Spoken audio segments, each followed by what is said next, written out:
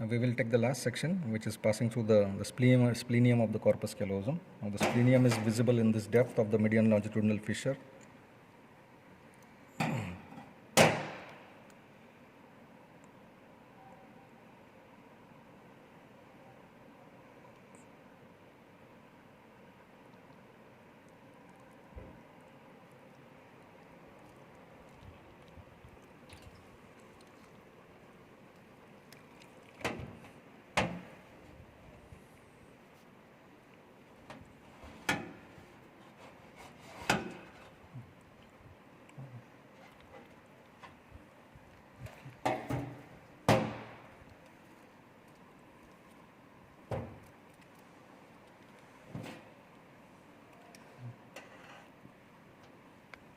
So the section has passed through the splenium. Now this exposes the dorsal surface of the midbrain. Okay, it exposes the dorsal surface of the midbrain. One can see the colliculi. And this is the epithalamus, the pineal body.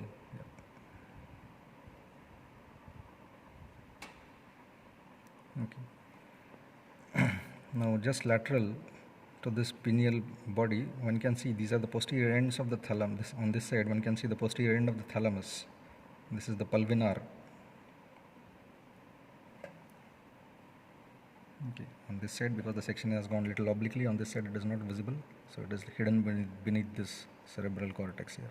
So this end, this part is the pulvinar of the thalamus, the posterior end of the thalamus here. Now look at this. This is the lateral ventricle, the junction of the lateral ventricle with the inferior horn. So this, the body of the lateral ventricle is continuing as inferior horn here. This is the choroid plexus in this lateral ventricle. These are the splenial fibers of the corpus callosum.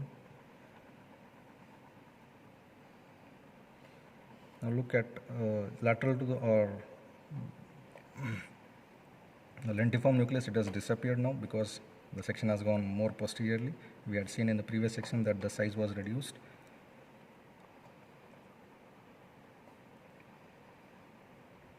And if you can appreciate, this white band which is seen, this is the fimbriae which are continuing as crura of the fornix.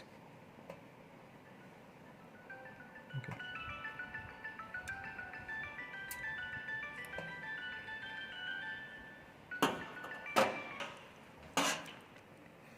Now this is the other counterpart of this, the last section, which was passing through the splenium of the corpus callosum here.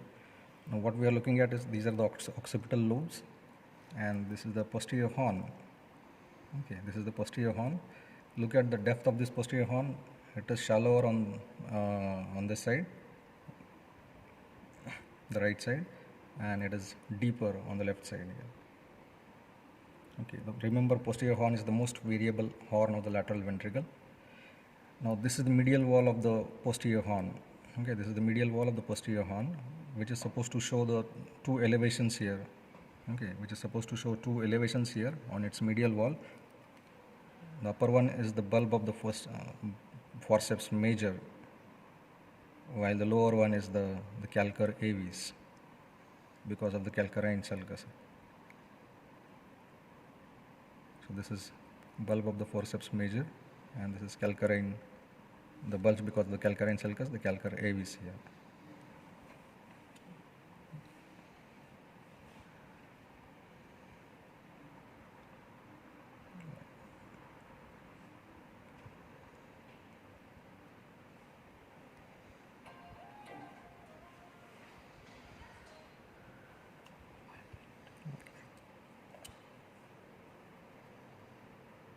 Okay, on the lateral side, on the lateral wall of this posterior horn, now these fibers, or this white matter which is seen here, this is referred to as the tapetum, and lateral to the tapetum we can see this band. This is a band which is appearing different color, somewhat grayish. These are the fibers of the optic radiations which are cut across, and therefore this white matter, it is giving a different appearance than this one, which is appearing more white than this.